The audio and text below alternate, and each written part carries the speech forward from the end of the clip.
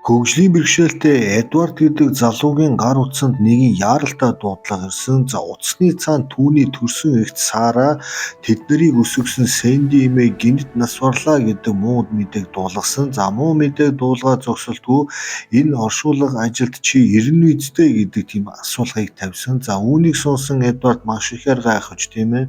Эмээгийнхэн оршуулган дээр мөлхөд чамаагүй би очноо. Чи яагаад надаас ингэж асууж байгаа юм бэ гэж одоо эгчтэйгээ түр тар хийгээд уцаас алгасан.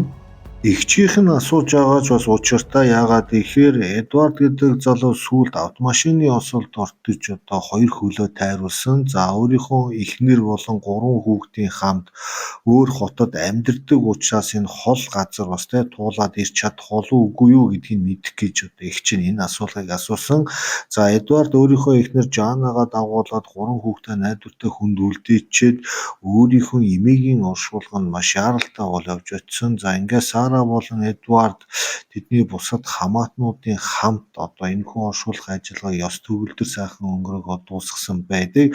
За Сара бол 2 хүүхэдтэй одоо нөхөргүй ийм эмэгтэй байдаг. За тэгээд сүүлийн жилүүдэд эмээгээ асарч хамгаална гэдэг нэрийдлэр эмээгийн одоо жижигхэн байшин эдлэн газар дээр ирж одоо хамтдаа дөрвүүлээ буюу өөрийнхөө 2 хүүхэдтэй ингээд амьдарч ирсэн байдаг.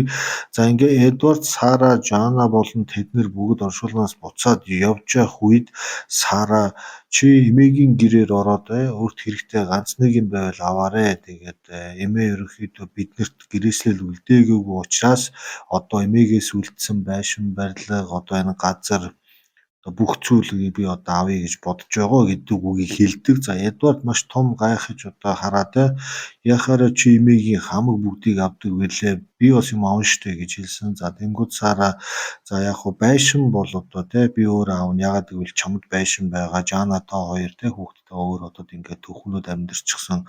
Хүүхдүүдийн сургууль соёл бүх юм болцсон учраас хоёрт бол байшин хэрэг байхгүй. Зөвхөн гэрт дотороо эмээгийн эдэлж хэрглэж исэн жижиг сажиг зүйлүүдээс хараа хэрэгтэй ганц нэг юм байвал дурсгал болох маягаар аавал авахгүй юу дөө гэдэг тийм үгийг хэлсэн. За ингээс Эдвард маш ихээр гайхсан Сарагийн энэ шунал энэ муухай хүйтэн хандлаганд дургуутсаад эмээгийнхаа гэрт очисон. За гэрт очиход бол үнэхээр хамаг юм дээд одгоо өнгөчөө хамаг юм алдсан хүн шиг одоо гэр орныг баахан ондой сундой болгоцсон байсан.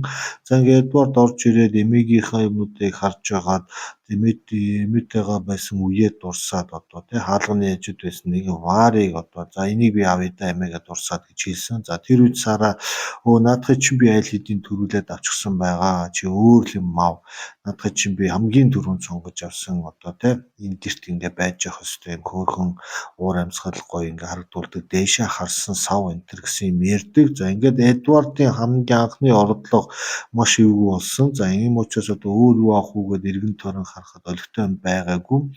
За тэнгууд эмээгээ дурсаж явахын тулд одоо эмээгээ үргэлж буудан дээр нөмөрч суудаг байсан одоо алаг ирээн хүнжлийг одоо авъя гэж хэлсэн. За тэнгууд Сара тэг наа чи одоо шинэ юм ч биш одоо хөрх юм хуучин үзэрсэн ийм одоо юм байгаа чи наадхаа аваад эмээгээ дурсаад байжий гэдэг үг хэлсэн. За ингээд эмээгийнхаа гэрээс эмээгийнхаа байшингаас эмээгийнхээ эд хөрөнгөөс ганцхан одоо нэг ноорхой ийм хүнжил аваад одоо Эдвард гарсан. За Эдвард Жана хоёр машиндаа суугаад буцаж явахдаа бол үнэхээр Жана буюу тэдний бэрн гайхсан.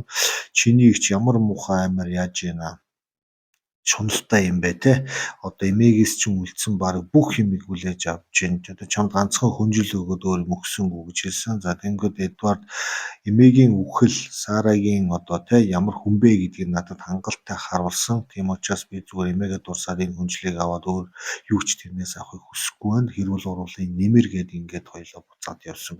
За ингээ энэ өдрөөс хойш Сара Эдвард хоёр хоорондоо сайхан харилцаа холбоо байхгүй. Эдвардын одоо ажил хүссэн компаниудаас ганц нэг бас онлайнаар хийх, зайнаас хийх ажил санал болгосноор Эдвард өөрийнхөө гэр бүлийн амьдралд группийн мөнгнөөс гадна ингээд орлого олж Жана энэ хоёр бол одоо нэлээд хичээж эхэлсэн. За ингээд хичээж эхлэхийн хажуугаар 3 хүүхдээ сургууль соёлд нь явуулаад ингээд хол хотод мөрөөр амьдарч исэн байдаг. Тэгээ нэг өдөр Жано өөрийнхөө найз Чино гэдэг одоо эмэгтэйг дуудаж гэртээ оруулж ирж цай ууж байсан. За Чино гэдэг эмэгтэй бол Америкийн уугуул буюу Индиан гаралтай бүсгүй. За энэ бүсгүй одоо Эдвард Жано хоёрын гэр орноор явж байх үедээ одоо Жана Эдвард хоёрын унддаг ундлахны өрөөний ханд байгаа нэгэн одоо хүнжлийг олон өнгөтэй хүнжлийг хараад зүг тусаа зогссон. Тэнгүүтээ хараад энэ хүнжил ямар өчтэй хүнжил ямар гоё вэ гэж асуудаг. За тэнгүүд одоо Жана манай нөхөр Эдвардын эмээгээс одоо үлдсэн ганц хүнжил байгаамаа. Одоо бусад бүх эмээг нь Эдвардын эгч чинь Сара булаагаад авчихсан ийм муухай зүйл болсон. Тэгээ энэ гэр бүлийн хооронд аяг хэцүү зүйл болсон. Тэгээ ямар нэгэн гэрээслэл байхгүй болохоор хэн төрүүлж гар хүрсэн минийх гээд авчдаг юм байна лээ гэдэг үг хэлсэн. За Чинод ч нь өөрөө одоо Америкийн Индиан гаралтай уучраас энэ хүнжил ерөөсөө Америкийн Индиан гаралтай хүмүүсийн хүнжил байна. Тэр тусмаа Навахо одоо хүнжил байна. Тэгэхээр энийг одоо мэддэг чаддаг хүмүүст нь үзүүлэх хэрэгтэй. Би зургийг аваад нэг таньдаг ганц нэг Индиан судлаач нараас асуучих уу гэдэг. За тэнгууд Жана тэг гээд зургийг авахуулаад явуулсан. За ингээд Эдвард Жано хоёр ч яг өөрсдийн ажил төрөл амьдралыг хийгээд өглөө орой гүйцэтгэжил байсан. За нэг өдөр нөгөө Индиан найз бүсгүйгээс нь Жанад нэг мессеж ирсэн. За танай хүнжлийг одоо мэддэг чаддаг хүнд үзүүлээд эртний эдлэл авдаг, борлуулдаг тэр тусмаа инданчуудын чиглэлээр мэрэгсэн хүмүүс наа хүнжлийг чинь яхаараагүй Навахо одоо омгийн одоо инданчуудын хүнжил муу юм шиг байна. Яг бодитоор нь гэрт нь очиж газар дээр нь үзэж үнэлгээд үнэлд өгмөр байна гэдэг тийм одоо саналыг хийсэн. За Жано Эдвард хоёрт бас үр хүүхдийг сургуульд оруулах, дараа нь машин дээргээ солих, гэр орондоо сурхийг ерөнхийдөө бас нэг 5 онцны хэрэг байсан. Тийм учраас одоо болохгүй бол эмээгийнхэн хүнжлийг үн хүрж ивэл зараад бас амьдралдаа нэмэрлэе гэдэг санаа оноо нийлсэн. За ингээд яг уу нөгөө нэг эртний эдэл сонирхдаг цуглуулдаг хүн ч ирсэн. Тэгээ ирж үзээд үнэхээр яхаарахгүй энэ бол ганцхан хувь байдаг Навахо үндэстний одоо хүнжил байна. Тэгээ энэ хүнжлийг бол одоо үнцнийг тодорхойлоход хэцүү. Ямар ч байсан нэг 100-аас 150 мянган доллар хүрнэ гэж хэлсэн. За Эдвард Жано хоёр бол үнэхээр гайхсан.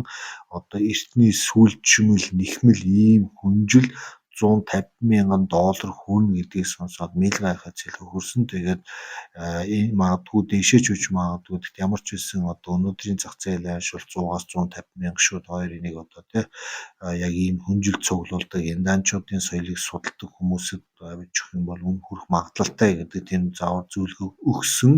За ингээд Эдвард Жано хоёр бол угаасаа анхнаасаа мөнгө төрөх хэрэг болж байгаа учраас энэхүү хүнжлийг одоо зараад амьдрал авахудаа хэрэг болдё. Эмээгийн бас буян заяа шингэсэн сайхан хүнжил гэдэг дээр санаа нийлсэн. За ингээд Эдвард Жано хоёр тухайн Навахо хүнжлийг аваад одоо тухайн мужийн дуудлага худалдаанд Америк даяар одоо оруулсан. За дуудлага худалдаа Америк даяар болно, бас дэлхийд даяар болдог. Эртний эдлэл сонирхдаг хүмүүс дуудлагыг онлайнаар харж агаад өөрсдийн төлөөлөгч эсвэл одоо өөрийнхөө аккаунтаараа мөнгийг одоо нэмэгдүүлж өсгөж идэг. За ингээд 100-аас 150 мянган доллароос эхлүүлсэн одоо Навахо хүнжлийн одоо үх түүхийг бол ярьсан. За 1700 оны үеийн одоо инданчуудын Америкийн уугуул иргэдийн бүтээсэн цор ганц тэр тусмаа маш сайн хадгалагдаж ирсэн энэ Навахо хүнжил бол олон хүний одоо нүдийг баясгаж одоо анхаарал төрсөн. За ингээд дуудлага худалдаа явсаар байгаад хамгийн сүүлд 1.5 сая доллар дээр хүрээд зарагддаг байгаа. За ингээд өөртөөхөө бодож ирснээс 10 дахин хэмжээний мөнгийг олж өгсөн учраас Эдвард Жано хоёр тэр доёроо Америкийн саятнуудын нэг шууд орж ирж. За ингээ амьдрал оронгоор иргэсэн тухайн мужийн одоо сонины маргаашийн дугаар дээр инданчуудын маш ховор Навахо өвгийн омгийн одоо ийм гоё хүнжлийг Эдвард гэдэг хүн 1.5 сая доллараар зарлаа гэдэг одоо мэдээлэлд гарсан. За хэд хоногийн дараа түүний эгч Сара одоо энэ мэдээг одоо олж харсан учраас Эдвард руу утас зохиж эмээгийнхээ хүнжилний тал мөнгийг аммаар байна гэдэг тийм хэрүүл уруулаа хийсэн.